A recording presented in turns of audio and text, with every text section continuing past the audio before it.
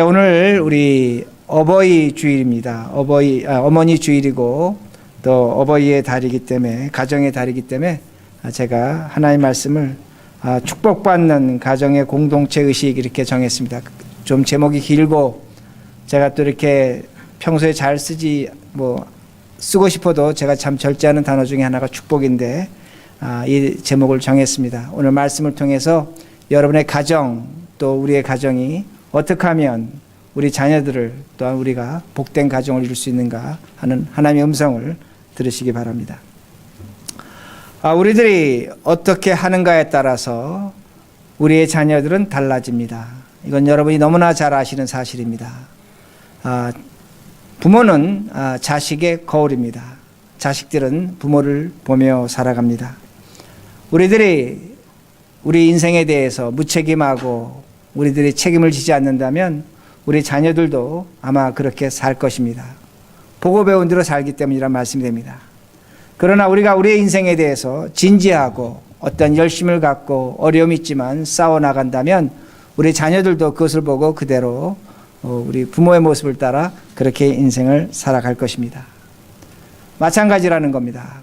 오늘 우리에게는 이 세상 사람과 다르게 하나님의 말씀이 주어졌습니다.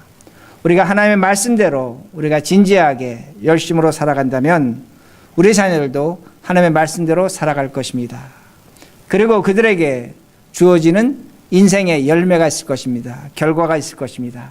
왜냐하면 하나님의 말씀은 한 사람을 사람답게 또한 이 세상에서 온전하게 살아갈 수 있도록 그렇게 말씀하십니다.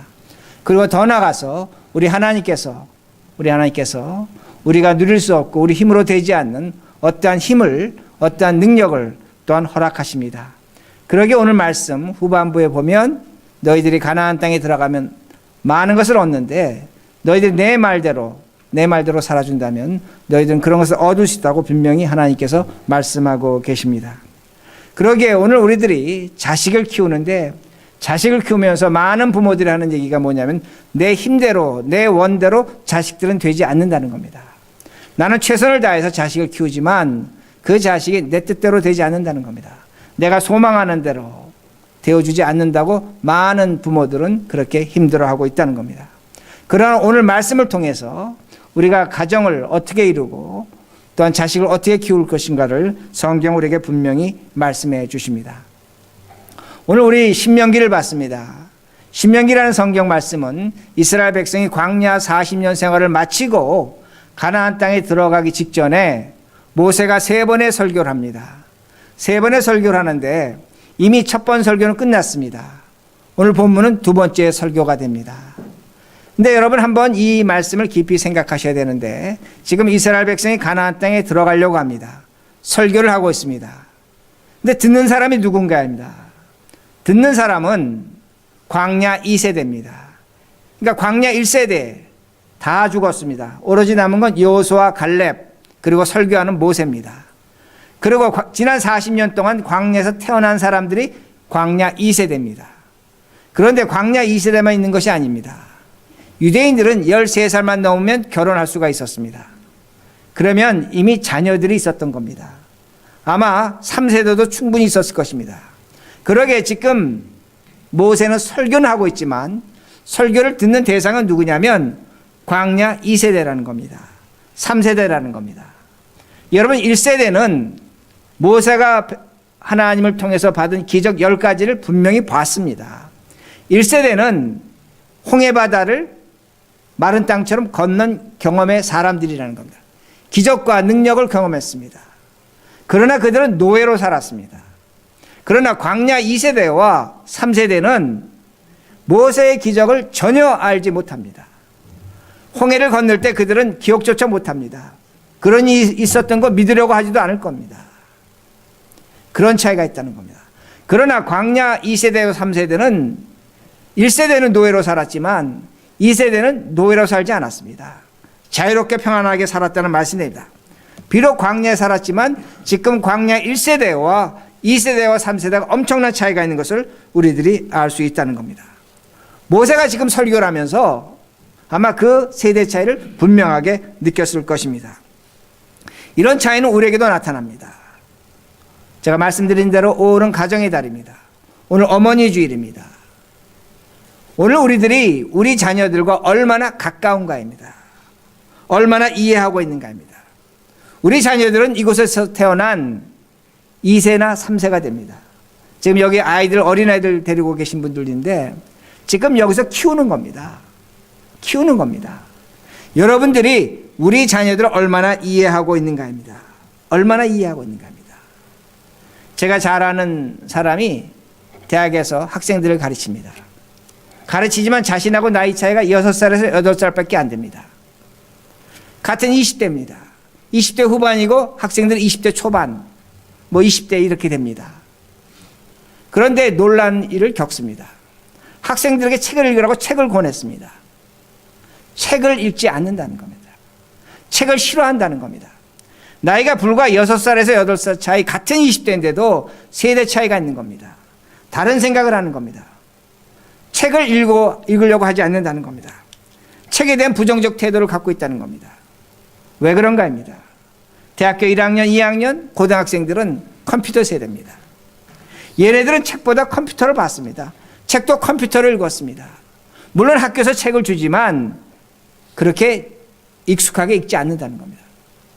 20대 후반입니다. 컴퓨터에 그렇게 익숙하진 않습니다. 물론 잘 사용하지만 거기에 세대 차이가 있다는 겁니다. 같은 20대 안에도 같은 미국에 살면서 세대 차이를 느낀다는 말씀이 됩니다. 요새 대학교 1, 2학년 애들 뭐에 익숙합니까? 아마 편지 글로 써서 어머니, 아버지에게, 누구 친척에게 보낸 적이 없을 것입니다. 간단한 크리스마스 카드마저도 이메일로 보냅니다. 텍스트로 보냅니다. 컴퓨터 스크린에 익숙하지, 아이폰 화면에 익숙하지, 책에 익숙하지 않은 세대라는 겁니다. 그러게 여러분과 우리의 자녀들이 얼마나 가깝다고 생각하십니까? 오늘도 많은 부모들은 어떻게 얘기하냐면 걔 잘 커요, 직장 잘 다녀요, 내 말 잘 들어요, 학교에서 공부 잘해요. 여러분, 그렇지 않습니다. 제가 좀 이따 말씀드리겠지만 우리 자녀들은, 여기서 큰 아이들은 형식적 관계에 굉장히 익숙합니다. 제가 형식적 관계라는 단어를 쓸 수밖에 없는데 적절한 단어가 없습니다. 우리는 형식적 관계에 익숙하지 않습니다. 얘네들은 그렇다는 겁니다. 여러분, 여러분의 자녀들이 다니는 학교에 가보셨습니까? 여러분이 자식 키우면서 중학교, 고등학교 다닐 때 여러분 카운슬러 몇 번 가서 만나보셨습니까? 여러분 자녀들이 학교에서 식사할 때 어떤 모습으로 어떤 친구들하고 밥 먹는지를 아십니까? 여러분의 자녀들이 대학생활을 한다고 하지만 그 대학생에서 어떤 프레셔 받고 어떤 억압 속에서 공부하고 있는지 아는가입니다. 우린 공부 잘하고 말 잘 들으면 괜찮은 걸로 생각합니다. 그렇지 않다는 겁니다. 우리가 모르는 고민과 우리가 알지 못한 아픔을 갖고 우리 자녀들도 이 세상을 살아가고 있는 겁니다. 걔네들은 다만 우리에게 얘기하지 않습니다. 숨길 뿐입니다. 그러기에 오늘 우리 자녀들과 우리들이 얼마나 가까운 관계를 유지하고 있는가입니다. 우린 뭘 요구합니까? 우린 여기서 이민 온 자들입니다. 한국서 교육받았습니다. 자식이니까 부모에게 효도하라는 겁니다. 부모의 말 들으라고 그렇게 말합니다. 그러면 그럴수록 부모와 자녀의 간격은 멀어집니다. 멀어집니다. 잊지 마시기 바랍니다. 우리 자식들은 여기서 태어났고 여기서 교육받고 여기 문화와 여기 삶에 익숙한 사람들입니다. 언어는 사람을 만듭니다. 그들은 영어를 쓰는 겁니다. 우리는 한국말 쓰는 겁니다. 엄청난 간격이 벌어지고 있다는 말씀입니다. 그러게 그 간격을 좁히려면 부모와 자식 사이에 가정이란 공동체 의식이 있어야 된다는 겁니다. 제가 지금 공동체라는 단어를 썼습니다. 우리 한국 사람들이 가장 익숙하지 않은 단어가 공동체입니다.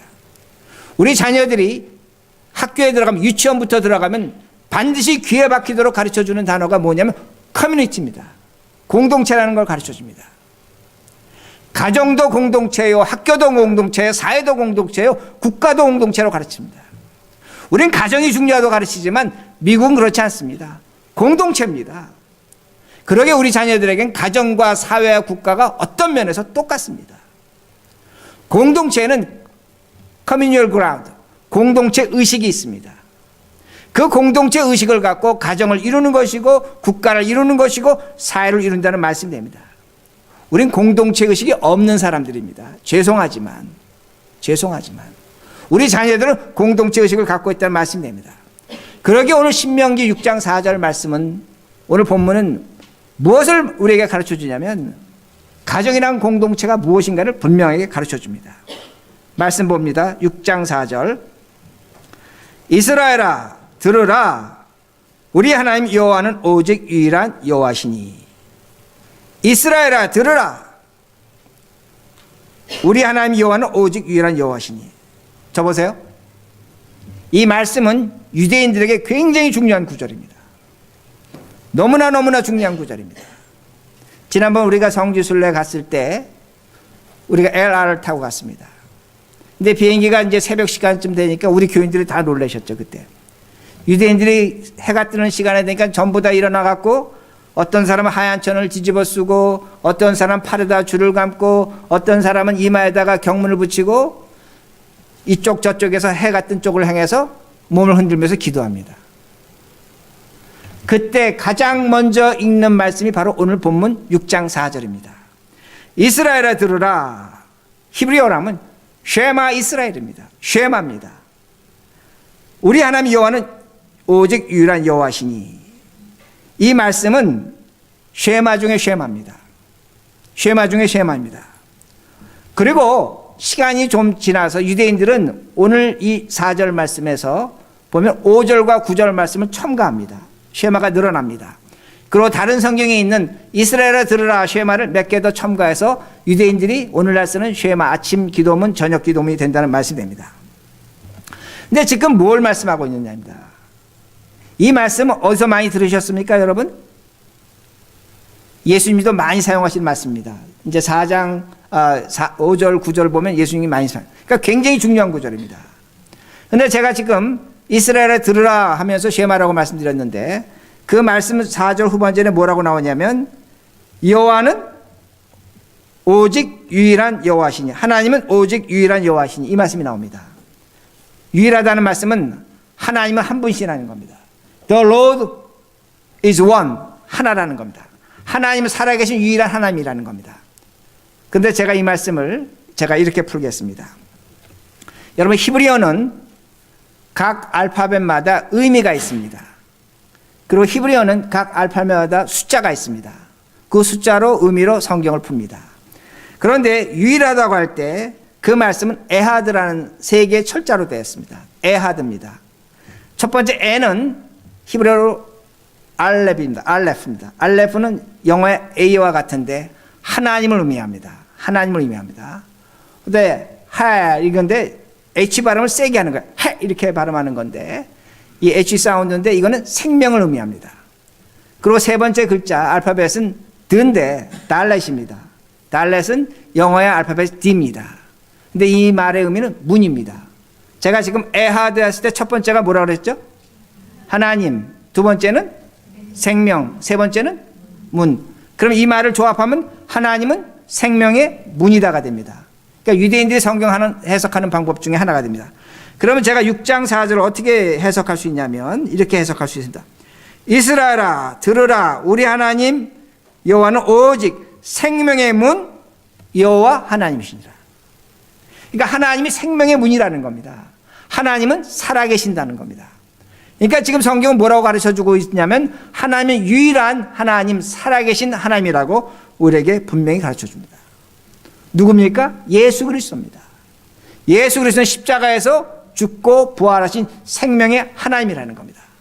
지금 이스라엘 백성이 가나안 땅 들어갑니다. 가나안 땅 들어가기 직전인데 가나안에 수많은 우상들이 있는 겁니다. 그 우상들 앞에서 지금 하나님 뭐라고 말씀하시냐면 저것들은 다 죽은 신들이라는 겁니다. 나만이 살아있는 하나님이라는 겁니다. 이걸 가장 중요하게 먼저 가르쳐 주는 겁니다. 하나님은 살아계신 하나님이라는 겁니다. 오늘날도 많은 신들이 있습니다. 돈의 신이 있고 명예의 신이 있고 욕망의 신도 있고 우주 만물 자연의 신도 있습니다. 많은 종교의 신들이 있습니다. 그 신들은 죽은 신들입니다.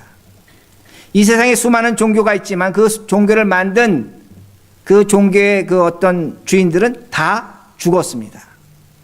죽었는데 그들을 신으로 맞아들이고 있다는 겁니다. 여러분 일본이나 인도를 가면 인구 숫자만큼 신이 있다고 말합니다. 그건 다 죽은 신이라는 겁니다. 제가 일본에 그 신토에 한번 가본 적이 있습니다. 가보니까 그 신토 앞에서 사람들이 나무 조각에다 편지를 씁니다. 우리 아이 대학 가게 해주시고 뭐 가정 잘되게 해주시고 뭐 온갖 편지를 씁니다. 요만한 걸 뭐 돈 주고 삽니다. 그리고 매달아 놓습니다. 그러면 그 신이 누군가? 자신의 조상들입니다. 조상이 죽으면 일본 사람들은 신이 된다고 생각합니다. 그 조상이 자신을 누구보다 잘 알고 가깝기 때문에 자신들의 불행을 막아주고 자신들의 자녀를 도와주고 복을 준다고 생각합니다. 그러나 죽은 사람입니다. 죽은 사람인데 사람들이 신으로 만든 겁니다. 그러기에 그건 죽은 겁니다. 그건 우상입니다. 신이 아니라는 겁니다. 하나님 말씀하는 겁니다. 내가 이제 너희들이 가나안 땅에 들어가면 저런 수많은 신들이 있는데 나만이 살아있는 신이라는 겁니다. 그러기에 어떻게 나를 섬길 건가? 5절과 6절입니다. 5절과 6절. 너는 마음을 다하고 뜻을 다하고 힘을 다하여 내 하나님 여호와를 사랑하라. 오늘 내가 내게 명하는 이 말씀은 너는 마음에 새기고. 이 말씀 어디서 많이 들어봤죠? 누가 말씀하셨습니까? 예수님이 하신 말씀입니다. 그러니까 이 말씀이 굉장히 유대인들에게 중요한 겁니다. 예수님도 많이 인용하셨습니다. 예수님이 말씀하시는 겁니다. 너희는 나를 사랑하라는 겁니다. 나를 사랑하고 나를 사랑하는 마음을 너희 마음에 새기라고 말씀하십니다. 마음에 새기라고 말씀하십니다. 구약 성경을 보면 마음에 새기라는 말씀이 여러 군데 나옵니다. 그럼 우리가 질문해 봐야 됩니다. 어떻게 하나님 말씀은 하나님 사랑하는 걸 내 마음에 새길 수 있습니까? 제가 한 3년 전인가 4년 전에 서울 갔을 때 도장을 하나 샀습니다. 도장을 하나 이제 그 시골 장터 있는 데 가서 하나 샀는데 도장을 이렇게 파줍니다. 그럼 제가 그 새긴 겁니다. 그걸 도장을 왜 샀냐면 제가 책이 있는데 제가 책을 사면 언제 책을 샀다고 제가 이렇게 뒤에다 사인을 하는데 어떤 때 그걸 하지 못합니다. 근데 이걸 제 책이라고는 표시할 필요가 있습니다. 제가 도장을 책에다 찍었습니다. 그 책은 누구 책입니까? 내 책입니다. 그렇죠?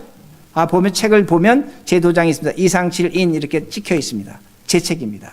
하나님께서 너희들의 나를 사랑한 마음을 마음판에 새기라는 의미는 우리가 누구의 자녀가 됐다는 겁니까? 하나님의 자녀가 됐다는 겁니다. 하나님의 사랑을 나타내는 겁니다. 그러니까 오늘 우리가 가정을 이끌면서 자녀와 관계에서 가장 중요한 걸 지금 하나님께서 뭘 말씀하시냐면 내 사랑을 하나님의 사랑을 너희 자녀에게 나타내라는 겁니다. 오늘 우리가 자식 사랑합니다. 우리 부모로서 다 자식 사랑하는데 하나님이 먼저 얘기하시는 건 뭐냐면 내 사랑을 하나님의 사랑을 너희 자녀에게 먼저 나타내라고 그렇게 말씀하십니다. 그래야 가정이 선다는 겁니다. 그래야 하나님께서 은혜와 복을 주신다는 겁니다. 축복하신다는 겁니다. 그럼 우리 자녀들이 어떤가입니다.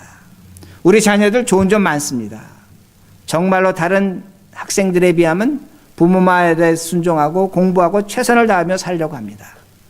그런데 요새 애들 키우시는 분이 공통적으로 특히 사춘기 티네이저 키우는 분들은 이런 말씀을 하십니다. 고집이 세다는 겁니다. 말을 듣지 않는다는 겁니다. 뭐라고 한번 얘기하면 그 말을 끝까지 관철시키려고 한다고 합니다. 근데 그거는 여러분들 오늘날 태어난 아이들의 특징입니다. 자기 주장이 강합니다. 좀 죄송한 표현이지만 여러분보다 여러분의 형제 자매보다 자신을 더 사랑하는 것이 오늘날 아이들입니다. 그렇게 크고 있다는 겁니다. 자신을 독특한 존재로 생각합니다. 나는 나입니다. 나하고 다른 사람하고 비교하는 거 절대로 참지 못합니다. 특히 티네이저 가신 분들 너 저 집에는 공부 잘하고 어쩌고 이렇게 얘기하면 그 아이는 그날로 무너집니다. 제가 처음에 뭐라고 말씀드리냐면 우리 자녀들은 형식적 관계에 익숙하다고 말씀드렸습니다. 미국 사람들이 가장 익숙한 관계가 뭔 줄 아십니까? 직장에서 친구 관계에서 형식적 관계입니다. 형식적으로 우리 자녀들을 한때 마음에 상처 주면 부모와 자식의 관계는 형식적 관계로 갑니다. 마더스데이 되면 꽃 보내고 어머니날 되면 뭐 같이 와서 식사 한번 하고 그건 잘합니다. 그러나 마음속 깊은 곳에 존경과 신뢰는 갖지 않습니다. 이게 여기서 크는 아이들의 특징이라는 겁니다. 왜? 자기 자신이 중요한 겁니다. 자아가 중요한 겁니다. 여러분, 그런 아이들과 우리가 어떤 신앙적 관계, 인간적 관계를 가질 수 있는가입니다. 이걸 어떻게 극복해야 되는가입니다. 예배소 6장 4절은 분명히 뭐라고 말씀하냐면 부모들아 자녀들을 어떻게 하지 말라? 노엽게 하지 말라고 말씀합니다. 여러분, 성경은 놀라운 말씀입니다. 자녀들에게 화를 내지 않게 하라는 겁니다. 오늘날 우리 부모들의 가장 큰 실수는 뭐냐면 내가 자식을 사랑한다고 하면서 아낀다고 하면서 너를 위해 한다고 하면서 뭘 하냐면 자녀들을 분노케 합니다. 화를 나게 만든다는 말씀이 됩니다. 그렇게 하면 형식적 관계로 갑니다. 생일날 카드 보냅니다. 카톡 보냅니다. 마미 해피 마더스 데이 한 장 보냅니다. 큰 문제 아닙니다. 직장 가서 동료들과 얼마든지 그렇게 삽니다. 얼마든지 가정에서도 그렇게 할 수 있다는 말씀이 됩니다. 그럼 어떻게 우리가 공동체 의식을 만들 것인가 합니다. 7절과 9절입니다. 7절과 9절. 내 자녀에게 부지런히 가르치며 집에 앉아 있을 때에든지 길을 갈 때에든지 누워 있을 때에든지 일어날 때에든지 이 말씀을 강론할 것이며 너는 또 그것을 내 손목에 메어 기호를 삼으며 내 미간에 표를 붙여 삼고 또 내 집 문설주와 바깥문에 기록할지니라.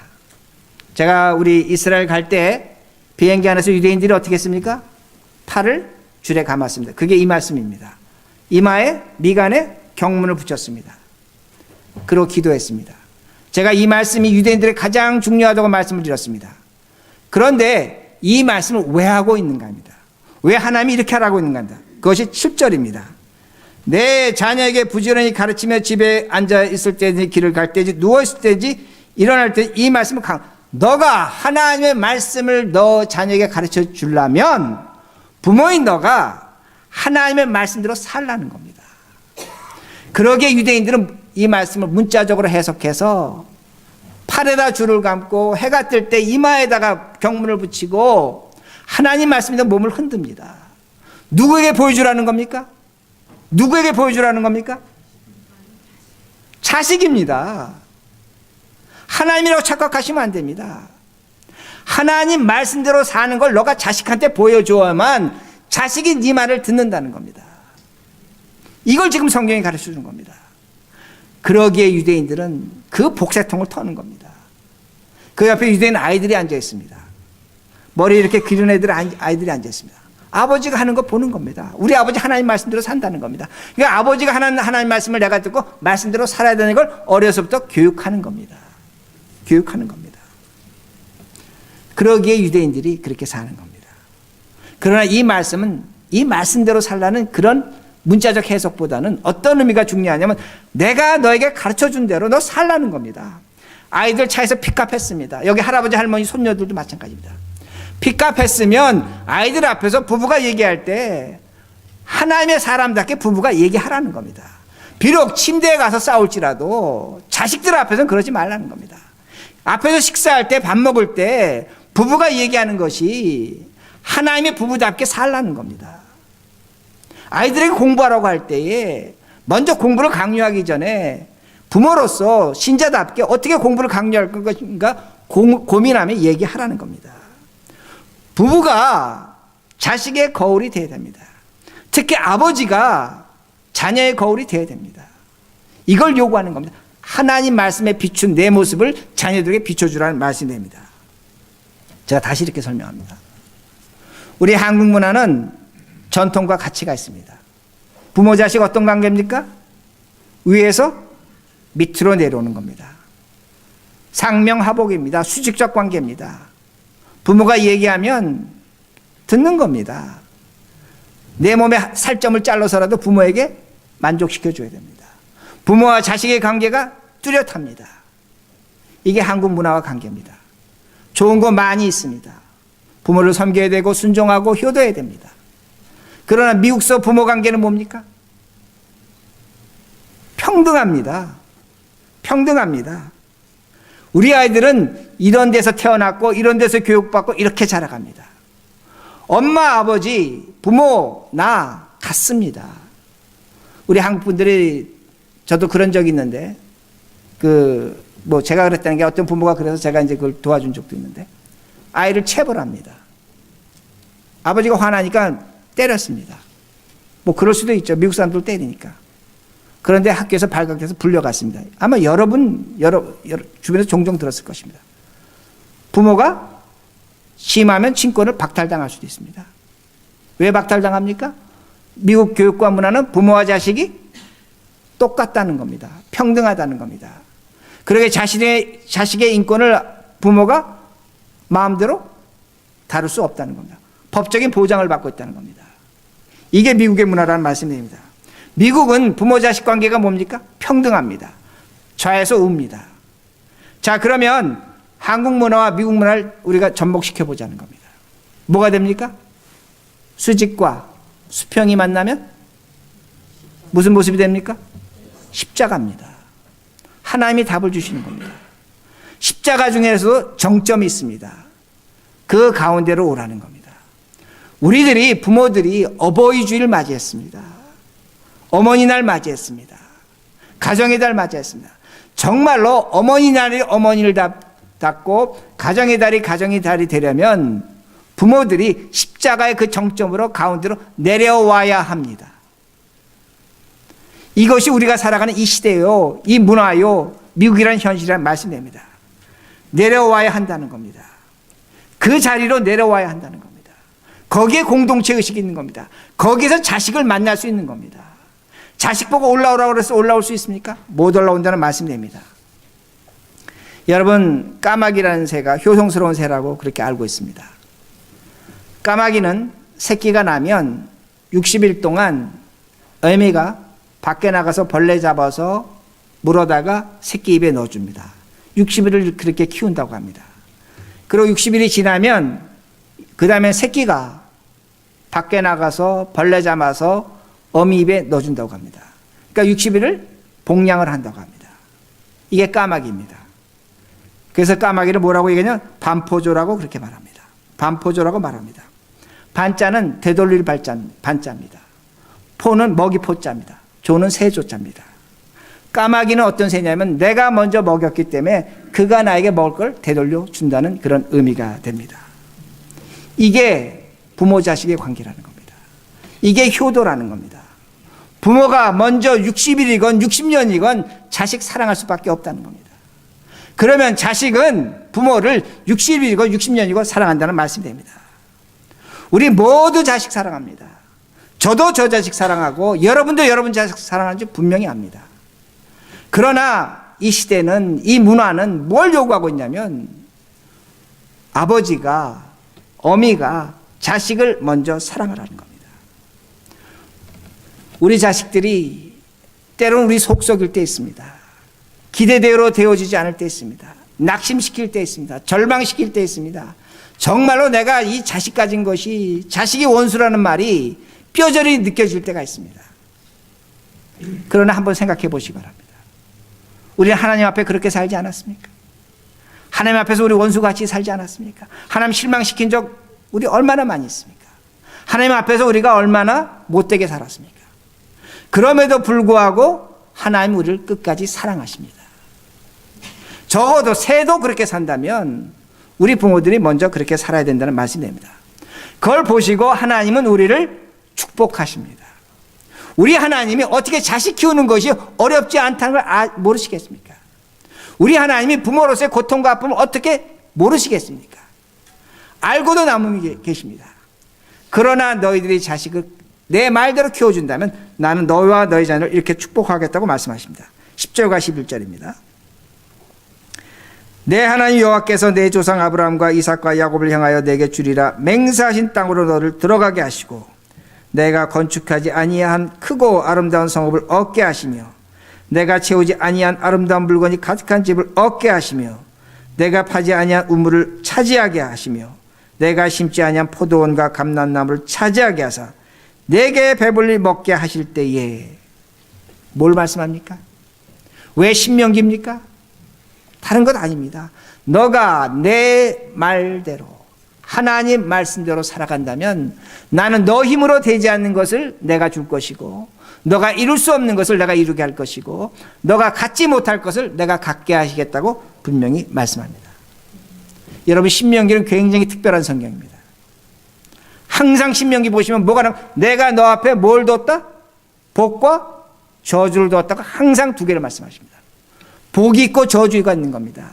복만 주시는 것이 아닙니다. 그러나 너가 내 말대로 살아준다면 내가 너에게 복을 주겠다고 말씀합니다.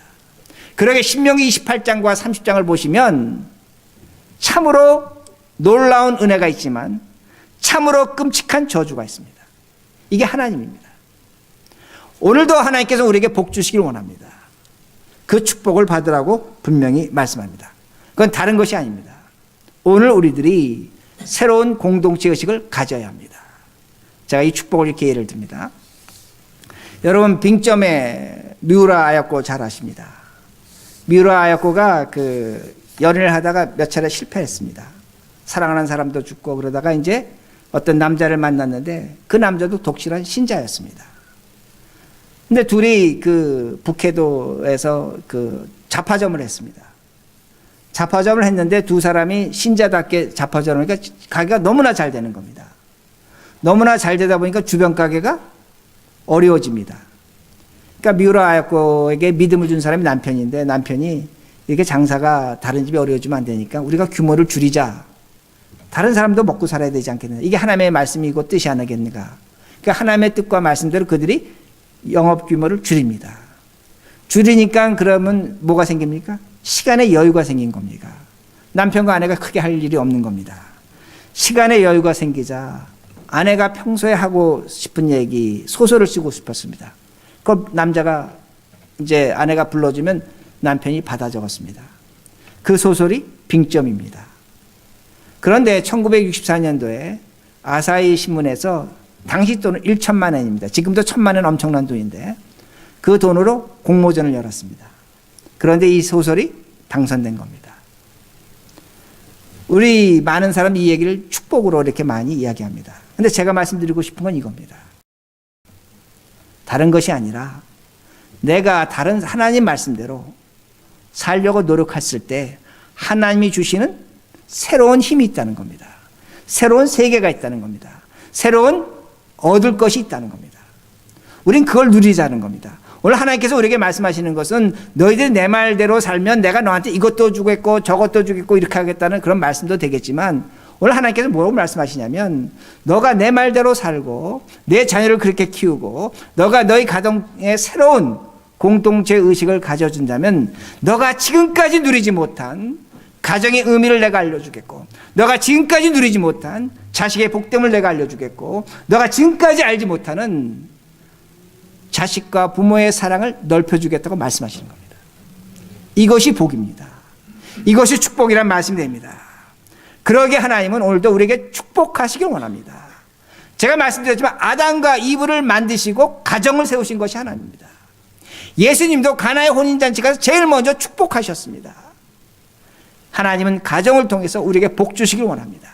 여러분이 정말로 이 복을 받기를 원하겠다면 하나님 말씀대로 내 사랑과 내 뜻과 내 정열이 있고 내 애정이 있겠지만 하나님 말씀대로 자녀를 사랑하시고 아내를 사랑하시고 남편을 존경하시고 새로운 공동체를 이루셔서 하나님이 주신 힘과 능력과 새로운 세계, 새로운 힘을 얻는 우리 모두가 되기를 간절히 바랍니다.